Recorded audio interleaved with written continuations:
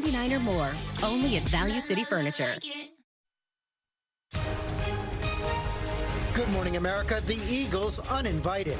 President Trump cancels the Super Bowl champs' visit to the White House after a majority of the team says they won't show up.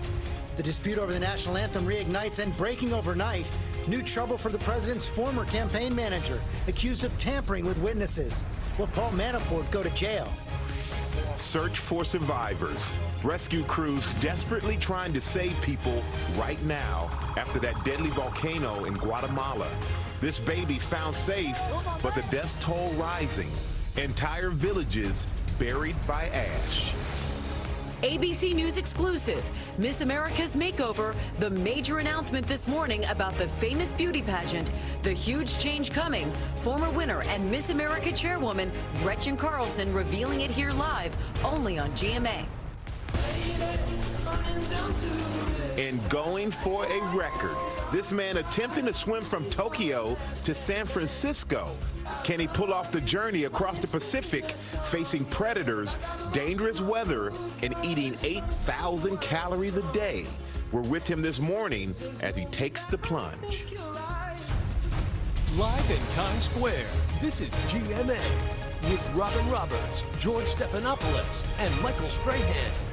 And good morning, America. Well, 8,000 calories a day sounds like fun. I don't know about the rest. You got a good point about that, George. You really do. And then we have Gretchen Carlson is here, and we got the big Miss America announcement and some huge changes that are coming to the competition. She is really turning that pageant upside down, and we have that exclusive reveal in just a bit. But first, we begin with President Trump canceling today's White House visit for the Super Bowl champions, the Philadelphia Eagles, after multiple players said that they would boycott that meeting. The president tweeting about his decision overnight, citing the national anthem dispute.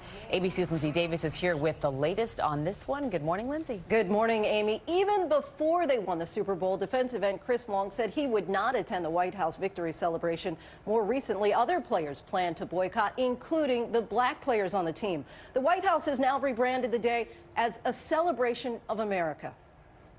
The White House and Super Bowl champions embroiled in a war of words this morning. President Trump abruptly disinvited the Philadelphia Eagles after the majority of the team declined to attend the traditional White House celebration in honor of the NFL champions. Instead, a White House official called the smaller delegation of Eagles players and coaches unsatisfactory, and the president invited fans to attend a different celebration, one that he says will honor our great country, pay tribute to the heroes who fight to protect it, and loudly and proudly play the national anthem. A source telling ESPN it's the president's comments about anthem protests that sparked the friction among the team. Last month, the president celebrated the announcement of new rules by the NFL. Players now have the choice to stand for the anthem, remain in the locker room, or face fines. You have to stand proudly for the national anthem. Well, you shouldn't be playing. You shouldn't be there. Overnight, Trump defended the decision to cancel, tweeting, "Staying in the locker room for the playing of our national anthem is as disrespectful to our country as kneeling. Sorry." But wide receiver Torrey Smith, who was part of the winning Eagles team, pointed out in a tweet that none of the Eagles players actually took a knee last season.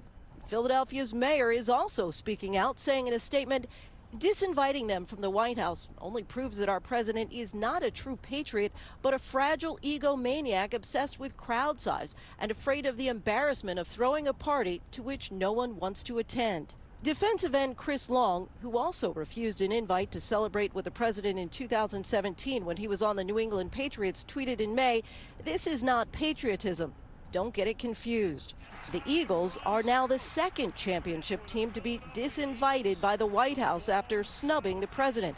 In February, the president tweeted, "Invitation is withdrawn," after the Golden State Warriors publicly rejected an offer to celebrate their 2017 championship win. I don't want to go. That's really good. Instead, the team spent the day visiting the Museum of African American History and visiting with local students in D.C. The mayor of Philadelphia's chief of staff sent a tweet mocking Trump with two photos comparing the crowd signs from Trump's inauguration with the crowd in Philadelphia after the Eagles won the Super Bowl, saying, "Our party was bigger than yours." And the mayor of Philadelphia has now said, "Hey guys, City Hall is open for celebration." Be watching both cities today, huh? Yeah. And you know, Philadelphia, they'll find a way to party. All right. Thank you so much, Lindsay. And now we're going to go to that devastating volcano emergency in Guatemala. Lava and ash destroying homes, destroying towns, and burying homes. Take a look at the ash plume from space. You see it there near Guatemala City. And here's what we know right now. The eruption has affected more than 1.7 million people. At least 69 have been killed and more than 3,000 evacuated. ABC's Victor Oquendo is on the scene with the very latest. Good morning to you, Victor. Good morning, Michael. We're in Antigua, very close to the volcano. It's just that way. And this entire town is coated in a thick layer of ash. Everywhere you walk, you'll see trash bags like this one filled with ash. And right here, just take a look at this pile. This stuff is everywhere. It's on park benches, it's on trees, it's on the rooftops. It rained here overnight and in other parts of Guatemala, and that's leading to some new concerns, mudslides. Overnight, the desperate search for survivors. A day after that massive eruption, which forced panicked residents to flee as that deadly plume of volcanic rock and ash blacked out the sky. This baby, wrapped in a blanket, miraculously lifted to safety. Others not as lucky. More than 60 are dead, including children as young as 3. We lost 3 of our family members, this man says. For those who survived, many spending the night in packed shelters, children sleeping on the floor. This cell phone video captured the terrifying moments 2 police officers nearly lost their lives in the spewing volcanic ash. Somehow, they survived. Families saying they were given little warning to get out. We were suffocating, couldn't breathe, this woman says. Bodies left buried underneath the ash, entire communities blanketed in gray. That ash reaching as far as Guatemala City, 40 miles away. Workers at the airport there blowing it away with leaf blowers. Caitlin Almy and Aiden Turner were camping near the volcano. Oh my God! Clearing out just before it erupted, recording this video as they made their way to safety. Do you guys feel pretty lucky right now? Oh yeah. Definitely. It's a lot to describe for sure. Rescue crews already had their work cut out for them. Some spots were just too tough for them to reach. It was just too hot to get there. Now with all this rain in the forecast, their jobs will only be more difficult. George? It is such a desperate situation. Okay, Victor, thanks very much. Now to that big headline breaking overnight in the Russia investigation. Special counsel Robert Mueller asking a court to revoke bail for Paul Manafort. The former Trump campaign chair is now accused of trying to tamper with witnesses. And our chief justice correspondent Pierre Thomas is tracking the case. Good morning, Pierre. George, good morning. That's right. In a dramatic move overnight, the special counsel is accusing President Trump's former campaign chairman of witness tampering and asking the court to put him in jail or severely restrict the conditions of his home confinement. The government claims Paul Manafort, President Trump's former campaign manager, attempted to impede the special counsel's investigation by contacting 2 witnesses using encrypted text messages. One of those witnesses making the damning claim that Manafort's contact was an effort to suborn perjury, suggesting Manafort wanted them to lie to Robert Mueller's investigators about Manafort's lobbying with Ukrainian officials tied to Vladimir Putin. Investigators say Manafort allegedly did not want them to know that his lobbying work was being done illegally inside the United States. It's a crime to lobby inside the U.S. for a foreign power without registering with the government. Mueller's investigators have accused Manafort of failing to register as a foreign agent and of secretly funneling $75 million into offshore accounts and then failing to pay taxes on more than $30 million of it. This morning, prosecutors are making the case that Manafort is an increasing flight risk, alleging that he made those secret contacts even as he was trying to get the courts to loosen the restrictions on his home confinement. They say Manafort now has an even greater incentive to flee. Overnight, his attorney declined to comment, as did the special counsel, George. Meantime, Pierre, in his recent tweets, the president's been trying to separate himself from Paul Manafort, but now Manafort facing at least the prospect of being in jail while he waits for trial. That's right. The bar for putting suspected white-collar criminals in jail before trial is typically pretty high, George. But the government is alleging that Manafort was actually committing crimes while awaiting trial. George, we'll have to see if the judges in this case find these claims credible and persuasive. Pressure building on Manafort. Okay, Pierre, thanks very much. White House also dealing with new fallout from the Russia investigation, forced to confront questions now on repeated false statements about the president's role in putting out a cover story for the infamous Trump Tower campaign meeting with Russians. Our senior White House correspondent Cecilia Vega has all the latest on that. And Cecilia, right now, the White House has no good answers to these questions. Yeah, George, no answers at all. In fact, Sarah Sanders is refusing to say whether she misled the press corps from that briefing room podium or whether she was misled herself. This morning, the White House is on defense amid the fallout over that leaked letter from the president's legal team to the special counsel. The spotlight now on that misleading statement from the president's son, Donald Trump Jr., about that now infamous 2016 Trump Tower meeting with a Russian lawyer he was told had dirt on Hillary Clinton. The president's team had repeatedly said he did not dictate that statement. From his lawyer, the president didn't sign off on anything. The president wasn't involved in that. To the White House press secretary. He certainly didn't dictate, but, he, like I said, he weighed in, offered suggestion like any father would do. But just days ago, the contradiction revealed in that leaked memo. The lawyer's writing, the president dictated a short but accurate response. Yesterday, when asked about the previous denials, Sarah Sanders repeatedly refused to answer. Literally, you said he did not dictate. The lawyer said he did. What is it? I'm not going to respond to a letter from the president's outside counsel. We've purposely walled off, and I would refer you to them for comment. So it wasn't just that one exchange. 3 times in yesterday's briefing, Sanders was pressed on this discrepancy from the podium, and she gave the exact same answer. These conflicting accounts are one of the reasons the president's legal team says that he may not end up sitting down with Robert Mueller. Rudy Giuliani, George, he said this to you, conceded that their recollection keeps changing. Right, but Cecilia, it's hard to know what to do in that briefing room right now. Sarah Sanders made a statement that is not true and now won't even explain it. Yeah, and it's very frustrating for the reporters in there, George. I was in there yesterday, so was John Carl, and people were pushing and pushing and pushing. And when you're not getting answers, it's a really frustrating experience. Cecilia Vega, thanks very much. Michael? All right, thank you, George. Now, reaction is coming into that major decision from the Supreme Court, ruling in favor of a Colorado baker who refused on religious grounds to make a cake celebrating a same-sex wedding. Some are protesting the decision, and others are cheering it as a victory for religious liberty. ABC's Eva Pilgrim is here with the story. Good morning, Eva. Good morning, Michael. Reaction has been all over the place and pretty heated, as you would imagine, in a case that involves gay rights and religious freedom. Some this morning criticizing the Supreme Court, saying its decision didn't address the bigger issue and instead chose to have its cake and eat it too. We must love and support one another. A divided nation this morning. The Supreme Court ruling in favor of a Colorado baker who refused to make a wedding cake for a same-sex couple because of his religious beliefs. This is a religious ceremony that goes in direct conflict with my faith. Baker Jack Phillips's case landed at the court after a lower court upheld the Colorado Civil Rights Commission, finding he had violated state laws against discrimination by refusing to bake a wedding cake for Charlie Craig and David Mullins in 2012. We don't want other couples to go through the same thing, so it's not just about us, it's about our community as a whole. But on Monday, the justices voted 7-2 in favor of the baker, deciding that he wasn't given a fair hearing and writing the state of Colorado's ruling exhibited religious hostility against him. There's a concurrence by Justice Kagan and Justice Breyer that says if the Colorado Commission had just proceeded differently, it still could have ruled in favor of the same-sex couple. Online, the opposition furious as many try to analyze the court's thinking.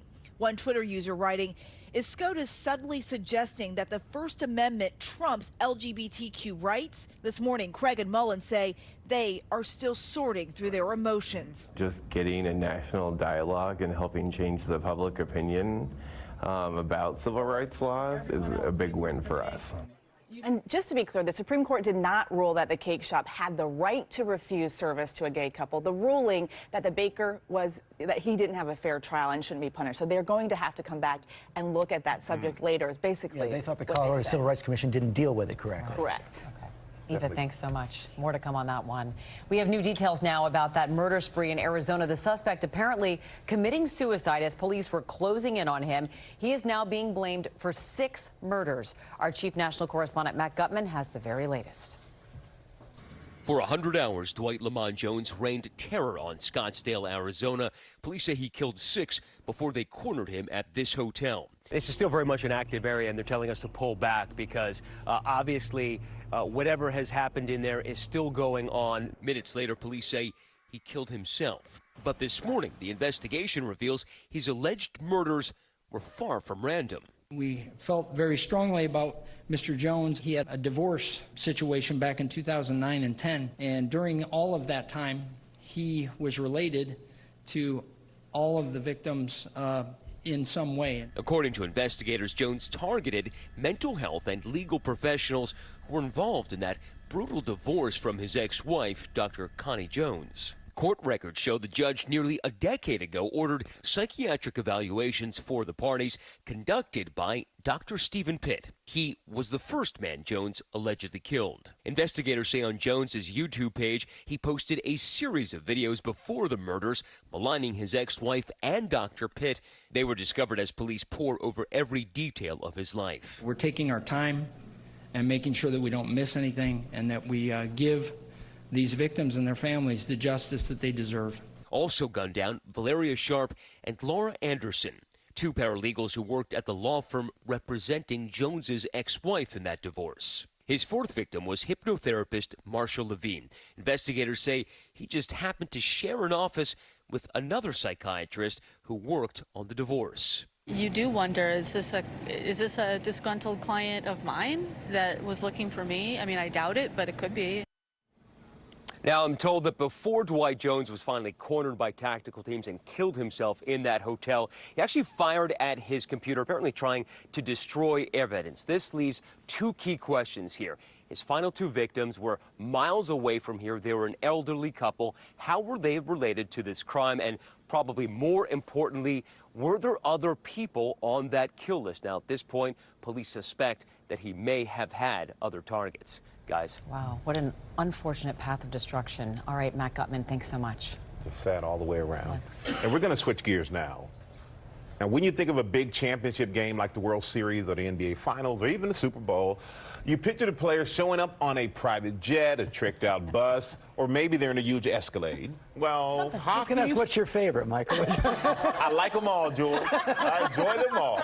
But for Hockey Stanley Cup, you know what? Some of the players are doing it a little differently. Check out T.J. Oshie and Matt Niskanen. Those are two star players for the Washington Capitals, and their preferred method of travel to the big game, the subway. I like them already. Yes, they're posing with a fellow commuter named Paige on their way to the biggest game in hockey. And Oshie was almost late because he didn't have enough money to get it through his exit on the card to get through the exit. That's why I take the Escalade. Yep, that's right. But lucky for him, a subway employee came out, helped him out, let him out just in time for him to go out and score the first goal in the game. Wow. And they went on to beat the Vegas Golden Knights 6-2. And now the Washington Capitals are just one game away from bringing home the Stanley Cup. Say what you will about the subway, but it is the fastest way to get around town. I'm sorry. It might not be the most glamorous, but it gets you there. No, I can't hide. I've been on the subway 3 times in 25 years, but I'm a true New Yorker. All right, enough subway talk. We're going to go to Ginger.